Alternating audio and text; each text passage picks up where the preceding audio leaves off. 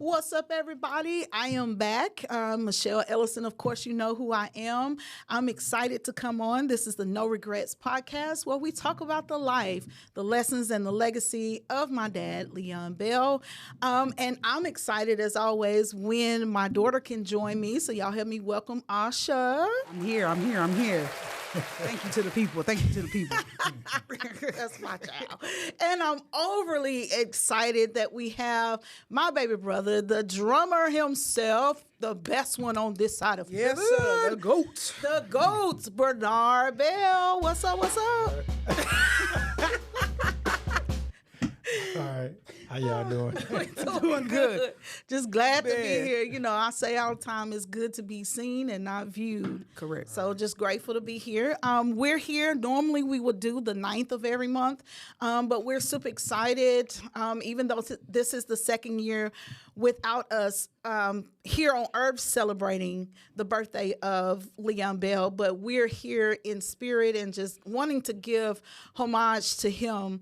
With his birthday coming up on this Tuesday, January the 30th, we're still celebrating and just want to give God glory. He would have been 77 here on earth, but we know he's renewed and restored up in heaven. So there's no telling what his soul is doing. Somewhere. Jumping. Right, I would say somewhere jumping and pressing down on somebody's piano key. Exactly.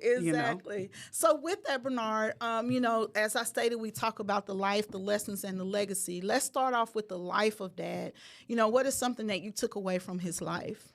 As far as his life, just took away, him showing, like through actions, he kind of, lived his life and showed us what to do. And it was a thing of like, if he said something, he meant it. If he said he was going to do something, he was going to do it. It wasn't a thing of procrastination. Right. And of course, as I got older, he talked to us about paying bills or whatnot. So that was a thing, even if he, if the bill wasn't due or anything, he was like, go ahead and pay it. Don't procrastinate. Do what you need to do, even if you don't have any money afterwards. The bills are paid. Everything is taken care of. So For sure. anything after that was extra. And talking to him in the latter years of his life, I found out that his love language was actions. Yes. Actions. Acts of service. Acts of service. Yeah. So, and when I talked to him about it, I was like, well, Dad, you never really told us you was proud of us and stuff like that. And so he started pointing out stuff. He was like, when I helped y'all move into your house and, did the catering for your wedding and stuff like that, he was like, that was me letting you know that I was proud of you and that I loved you. Yeah. And, when you look back over, the way we grew up and everything, and this is something that Sydney had to help me with, which is it's 6 of us, y'all, 6. 6 of us, 18 grandkids. Down for it. So when we sit and talk and just kind of reflect over life, I totally agree with what you were saying, Bernard, because we never heard, I love you or I'm proud of you out of his mouth. But when you sit back and you think about the times where he worked 3 jobs to make sure we were good. And, I even shared with one young lady, I remember when we were younger, Daddy would send Mama on vacation. Oh, yeah. And he would take care of us. He would have just a little bit of help, but for the most part, he took care of us. And that's a love language within itself. Yeah. Like, I want you all to know I value your mom enough to send her away to get a break and then take care of you. He went to work every day. He made sure we was up for school. He even combed our hair. Yeah. And most men can't even do that. But, And looking at it, that was his love language. No matter who you were, when he met you, you became a friend of the family. Yep. And our house was that house. Even in Chattanooga, our house was that house. Everybody came. Everybody came. Yeah. Everybody came. It's crazy to me, and it's crazy to think about because all of you guys have the same sentiment when it comes to G Daddy didn't say it, right? Yeah. You was lucky. And I was so lucky to hear my grandfather tell me he loved me. You know what I'm saying? Because I knew, because even when the first time it happened, I was a little thrown off. I was just like, huh? Like, you know, because it's something that I wasn't used to. Like, but as I got older, and I think he knew because of the conversations me and my granddaddy would have, he knew how important it was for me to hear it from him. Yeah. So I'm lucky and I'm grateful and I'm thankful that I, as his granddaughter, got to hear those words come out of his mouth and often. I think you were the ones who broke the barrier, actually. Yeah, for sure. After that, you know, he wouldn't say it all the time, Right. but he would say it. Yeah, for sure. So I've always considered myself the elite of the family. No, I'm just playing. But no, it's crazy, like, to hear that come from y'all, and I'm like, that's crazy how he realized the next generation had to hear it. You know what I'm saying? Yeah. Because and for a minute, it made sense because none of us really, for a long time, we knew we loved each other. Well, I'm going to speak for me. I knew I loved everybody. It was even with me and my mama. I didn't say I love you a lot. But in my heart of hearts, you knew. Yeah. But it was at that moment when my granddaddy said it to me out loud.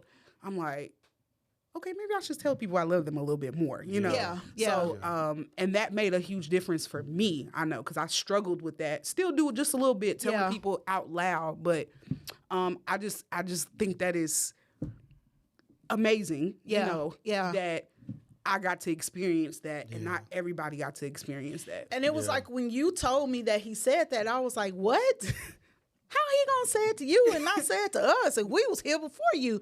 But then Holy Spirit was like, can you just not accept the fact that you got to see and hear it through your seed? So because Asha is your seed, he's saying it to you as well, because he has to see something in her concerning you. And so I could just kind of settle within myself, right? He's never verbally said I love you, but his actions said I love you, and he said it to my daughter.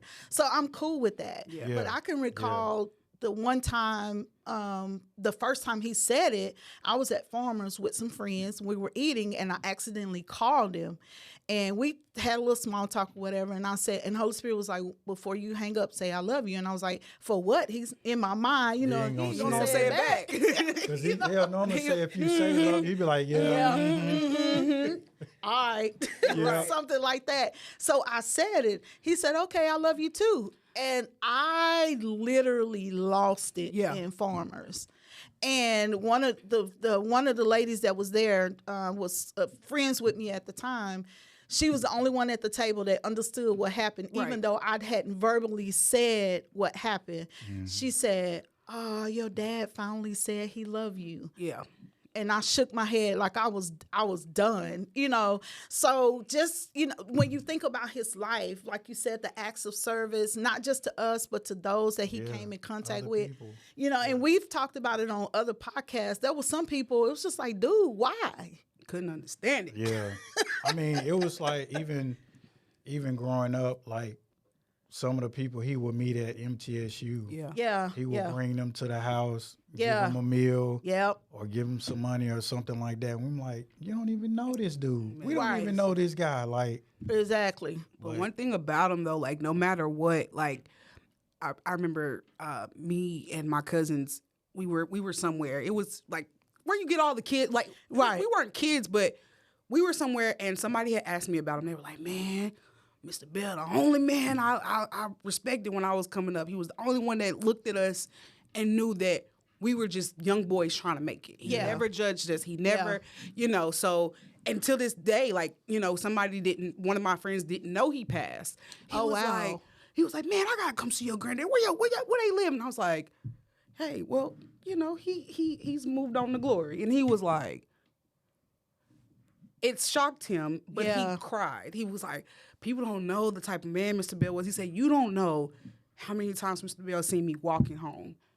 And he stopped and got give him a ride. And he took me to McDonald's and made sure me and my sister ate. Yeah. And I'm like, really? You know, so it's crazy to hear that even now. Like, boy been just giving himself selflessly to people our whole lives. Like, it's crazy. But something that G Mama told me once, hey, we may not be the richest family in the world. We may not be the wealthiest family in the world. Right. But one thing that we got is God. One thing that people understand about us, we love God, and we show that through what we do. Exactly. And G Daddy was the person to actually prove that and to show that to me. Like, dang, because like you said, random people. We don't know these people. Why are they in the house? Like, what is going on? Yeah. But he made sure everybody felt love in some type of way by him giving himself. Exactly. So that's something that we can all take from him, learn. Exactly. Because I'm not going to do some of the stuff that G did. I'm not going to give. Well, times were different then, too. Right. So I you got to understand. think about that. Yeah, I understand that too. Yeah. I understand that too. But again, even me now, there's certain things that I know my granddaddy would do for people I couldn't see myself doing. Yeah. You know what I'm saying? Yeah. So, but even that, I'm trying to learn that blessing others brings it back to me. I know that. Yeah. But I'm seeing that more now that he's passed, because I'm like, I remember when G-Day used to do this stuff like that. Or I remember when G-Day would do this, Right. So getting the blessings from just blessing other people as an adult is... And he never respected anything in return. No, Yeah. never And, expected it. No, yeah, even for sure. even like when we stayed on Jeton Drive, I remember our next door neighbor was handicapped. Yeah. He went over there and built a handicap ramp for him. Yep. And I was like, wow. Yeah. And it was amazing. A lot of times you because us growing up, all we knew Daddy to be was a daddy and a musician. Yeah. We knew he had a full-time job, but we never really, unless he took us with him on a side hustle or what we call today a side hustle. Yeah. Like, we didn't know that he knew how to do that until we actually saw him go out there and build this ramp. And I'm looking like, dude. Yeah.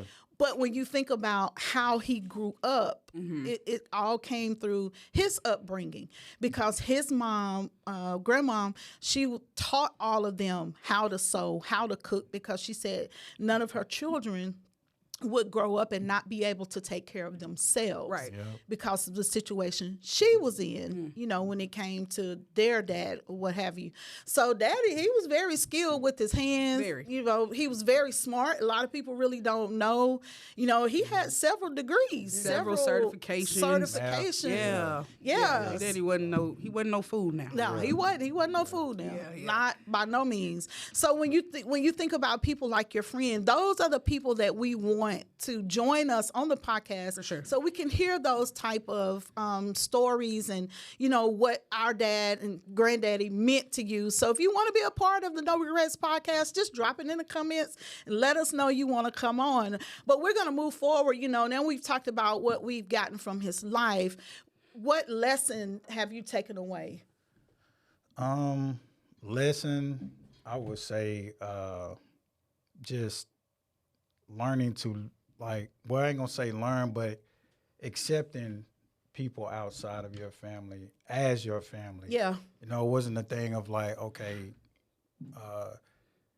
we're separating this versus that. It was a thing of like, once you became a part of the family, or even as a friend, Yeah. if he knew you were family. It wasn't okay, children, grandchildren, friends. Even though it was that category, but it was like We're all family. Yeah. If I eat, you eat. Yeah. If you need some clothes, I got the clothes. If you need some money, I got it. Right. So Right. that was his thing, and that's one of the things. Even when it comes to me with my friends, if I have it, they got it. If they need me, I'm here. Exactly. And that's where I got that from. And I mean, even sometimes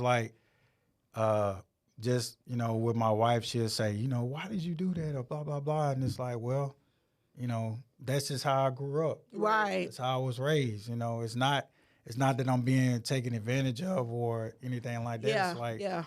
that's how I was shown to, like it says in the Bible, if you have bread and your neighbor come and ask for it, don't tell them to come back tomorrow. Right. Go ahead and give it to If you got them. it today, then give it to them. Yes, yes. And that's so awesome that you say that, because that's one thing that I'm learning to do in this moment, is accepting people for who they are and where they are in life. Yeah, it's he's tough. a very observant person. Yeah. So Yeah. that's how when he first met you, he wouldn't talk a lot. because he's learning you. But Right. then after he got used to you, then he will open up. Yeah. You know, Yeah. a lot of people thought Daddy was mean, but Yep. he really, he was just very observant. he really wasn't. He was just straightforward. And I Yeah. would tell people all the time that's part of his time in the service as well. Yeah. You know, a lot of Sure. people don't know that he was a sergeant. You know, so he had that authoritative air about him, but he walked in it when he needed to. Yeah. So You know, and so that's, I would say, you know, lesson wise, that's one thing that I've learned is when to walk in that authoritative role. Because when we was at the retreat, Bishop posed the question, why were you assigned to the family that you were assigned to? And I've been thinking about that, like why was I the first of Leon and Barbara? yeah. You know, and when you think about the dynamic of our family, like you said earlier, Asha, we are a family that know God. Yeah. We are a family of faith. Yeah. And he knew who to put where, you know, the order of the children, the order of the grandchildren. God knew how to do that because he knew that we all were going to need each other in certain times. And we all know who the one that we can go to and the one that we can't go to. Right. For sure. You know, Right. but even in the ones that we can't go to, there's still something within the family that we all have in common. Yeah. Right. And when we find that common ground, then we all can, you know, move forward and just continue with taking his life and his lessons and moving forward in the legacy. What about you, Asha? As far as lesson, right now, for me, one of the lessons that I'm learning is that with me being the oldest biologically, because really Cardi is the oldest, but biologically I am.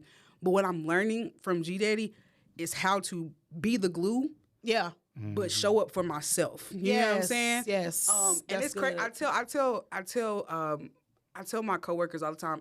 I be talking to my granddaddy, especially at work. That's when I need him the most, because then people be trying me. So I'm like, all right. But I tell people that when I get in those moments, because I'm dealing with my grandfather's death differently than what people expect. As close as I was with him, my grandfather's death has shown me strength that I didn't know I had. You know what I'm saying? Yeah. But I'm learning how to stand in my strength. I'm learning how to still show up for people, but still take the time and just, hey, not today, I can't do it. Yep.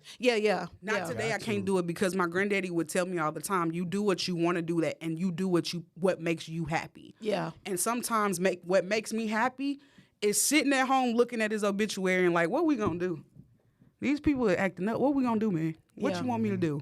If you was here, what you gonna do? So I'm learning that, how to be the glue and how to do that the right way. Yeah. Because everybody needs somebody. You know what I'm Yes. saying? But don't give yourself away too much. Yeah. To where you have nothing left else for yourself. I don't. Yeah. You know. So that's what I'm learning, like through his life. That's the lesson I'm learning currently in the stage that I'm in right now, is how to be strong for everybody, but still show up for myself. Yeah. So That's a good lesson. for sure. Yeah. For sure. Self-care. Absolutely. That's what they call Yeah. it. Self-care. That's what It's they call called it. self-care now. That's cool because you need that in order to carry on the legacy. Correct. You know, so when you think about that, how are you going to build on the legacy? By showing up for yourself. Right. Yeah. And Awesome. it's something that I'm working on. I can't answer it all right now. Yeah. You know what I'm saying? Like I don't have all the answers for it. I'm taking it day by day, moment by moment. Yeah. Right? But I do know that the many wins that I've gotten since he's left. You know. Yeah. I say it all the time. Like, you told me to make a better mistake tomorrow, so we'll try it again tomorrow. You know, little bitty things that give me the smallest wins. That's and you what. gotta highlight those. Man, I'm telling you. Got Yeah. to. But like, and it was crazy because I just paid off my car. Yeah. And Hey. yeah, I just paid off my car. And it was funny. Mama sent me the title. And it was crazy. I was literally dusting where I have Jada's obituary. And I looked at the title. I said, I told you I was going to get it together for you. I told you I was going to get my finances together. Because, again, that's something that G-Daddy was teaching me was, hey, this is how you make sure you're good for your life. Yes. Take care of this. Prioritize where you're going to put your money. Yeah. So, and again, that was a small win for me because, hey, I ain't got no car no more. Yeah. So now guess what? All right, man. I said, I know you didn't care about what you were doing as far as homes, but I'm gonna get you a house. Don't worry about it. Your picture gonna hang up in that house. They gonna know it's ours. It's ours. Yeah. So little things like that, those lessons of financial stability that even though we didn't get it right all the time, where I'm at in life now is helping me. You know what I'm saying? Most it's definitely. helping me build the life that I want. And that's something I owe to him. You know what I'm saying? Because he taught me. He taught me how to balance a checkbook. He taught me how to write down what I want and what I need to go do to go get it. So Exactly. Yep. that's my boy. That's my G. My granddaddy, that was one of my best friends. And I say that. I don't like to call family best friends, but my granddaddy was my best friend. That's the He man. was everybody's best man, friend. that was my Right. best friend, you know? So, but He yeah. was everybody's best friend. What about you, Bernard? How you gonna build on the legacy? Building on the legacy, is I feel like sowing love, giving advice Yeah. For sure. from life lessons. Yes. And I mean, even with him as we got kids, and we would discipline our kids, and he would get on to us, and I'm like, Right. Don't you touch me. I'm calling my granddaddy. Right, I Put was your like, hands you on had me. a name with your belt on it for us. So like That part. So the thing of like him like teaching us or showing us a different way, even Yeah. how to parent. Yeah. He was like, and he would talk about, he'd be like, this generation is different. Your kids are different. You can't do this. Yes. Stuff we did. And I think from that, I take away the things of like him, some of the mistakes he made or some of Right. the things he learned along the way, he wanted us to know. Yeah. So his way of telling us was, talking to us or getting on to us like when we had kids or, like you said, talking about bills and stuff. And, that's the thing. Like, it's just leaving those little nuggets Yeah. for the next generation or whoever you come in contact with. To build upon. Yeah. Yeah. And I know it sounds like,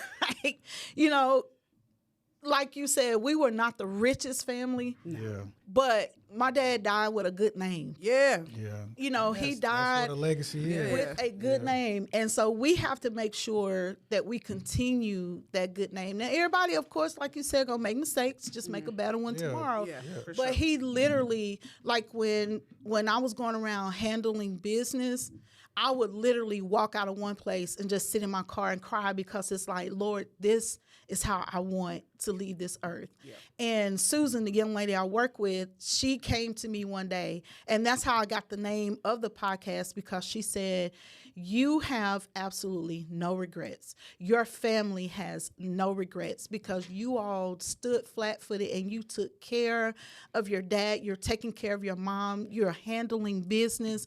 Most families can't do that. Right. And then when you think about what Bishop told us at the service, I got 50 years, however old you were at that time, that's how many years you got with him. And there was so much that he left in the earth. And like you said, that's what legacy is.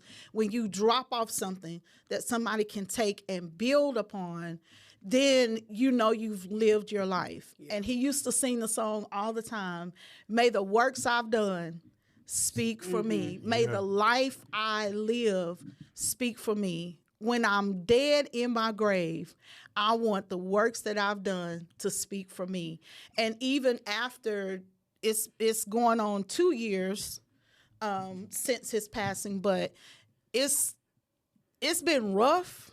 For sure. And like Asha said, everybody is dealing and handling it in their own way. Absolutely. But being there, just showing up for yourself so that you can show up for others is definitely where I am in life as well. Because, like I even thought about it today. I was like, Lord, am I going to have the strength to even do the podcast?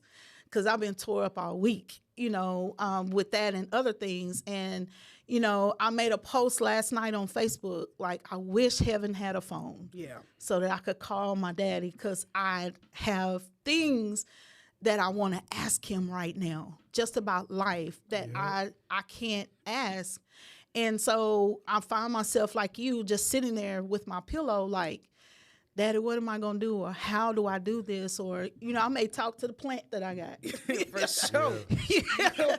You gotta everything. You gotta have a proxy. You gotta have a proxy sometimes. Well, I mean, for me, I do that, and sometimes I just literally go to the grave. Yeah. See, I'm working on that. I'm working on that. I can't do that. I don't know what and it that's is. okay. Right. Yeah, And I'm okay. yeah. And that's I was explaining that to my cousins. I was like, for some reason, I can't go to that grave. Yeah. But what I can do, like, I find things that I identify with G Daddy to like in my day to day. If I'm having one of those moments, I find things that I identify that I know. Like, okay, listen, if you're gonna come back to me through a sign, here you go, right here. Yeah. Listen, man. Yeah. I don't know what to do, so you gotta help me out. Send me something. Tell the Lord, hey, you up there with him?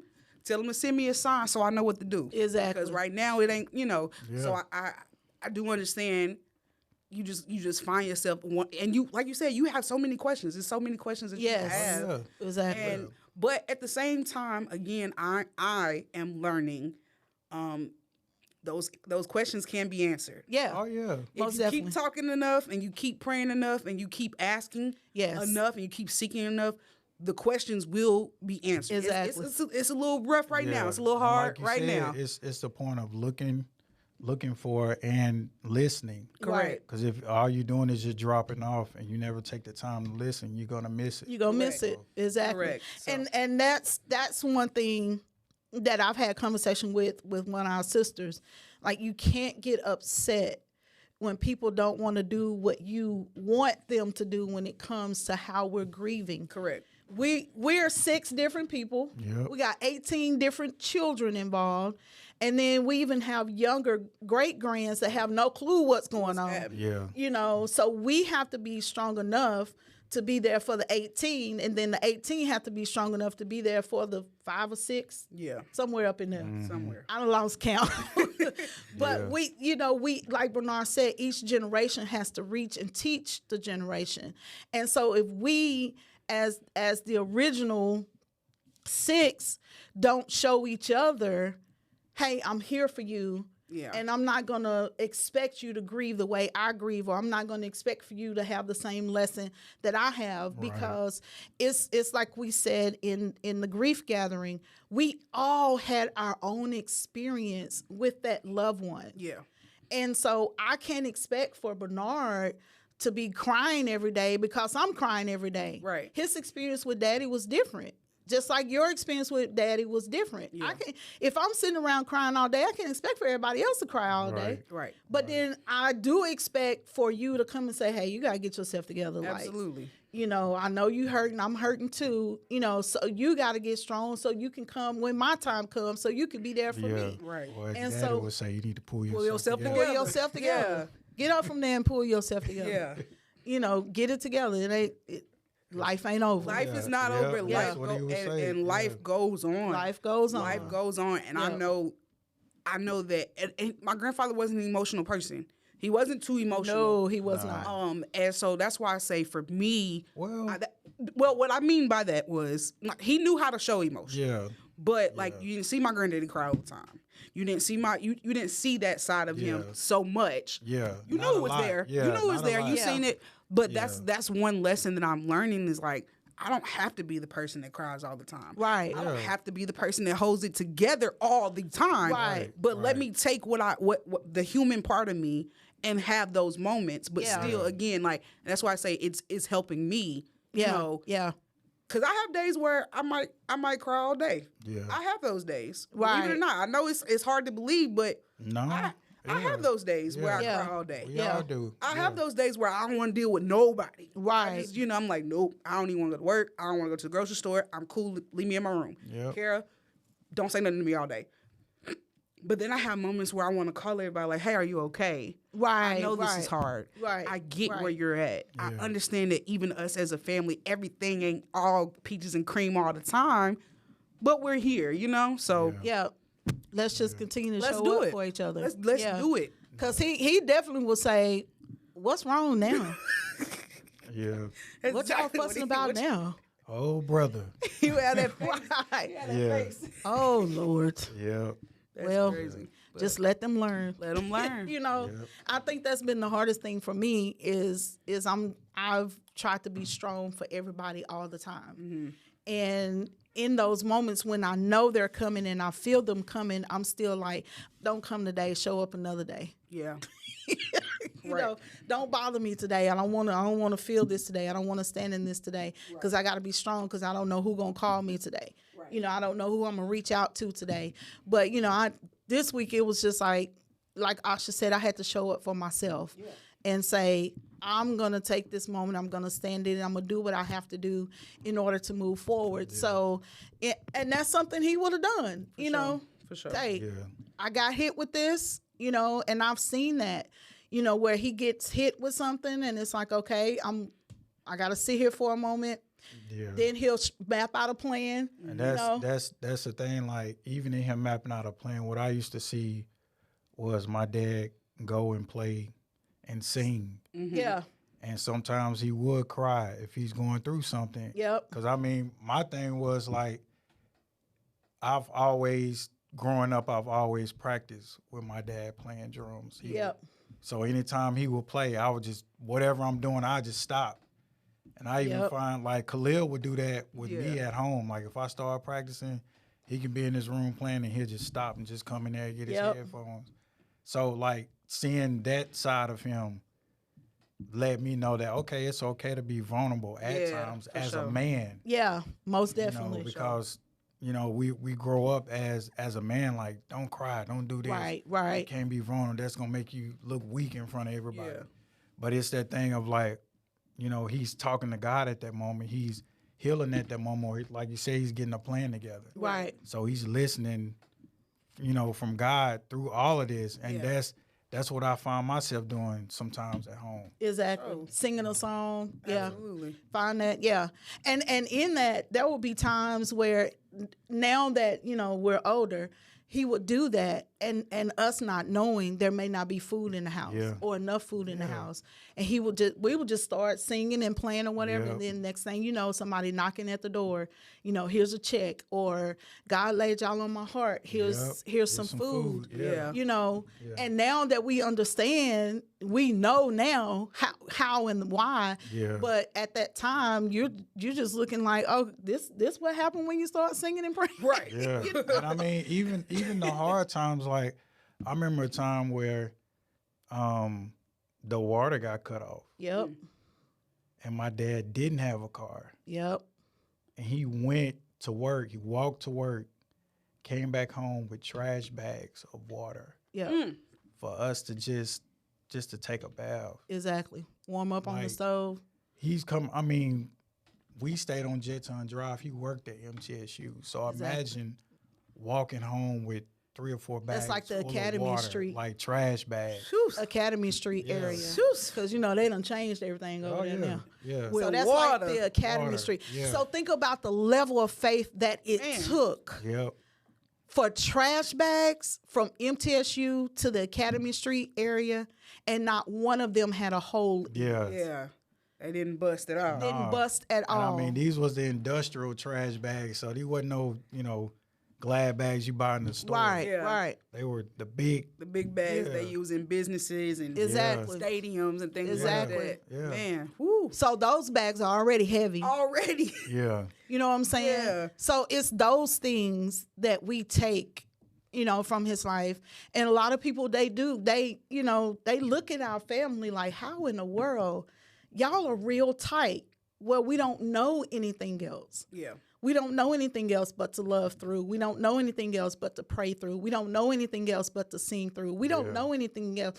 And even though we don't have perfect lives, we are not saints by no means. No means. But we all know and understand that relationship with God is what gets you through. Absolutely.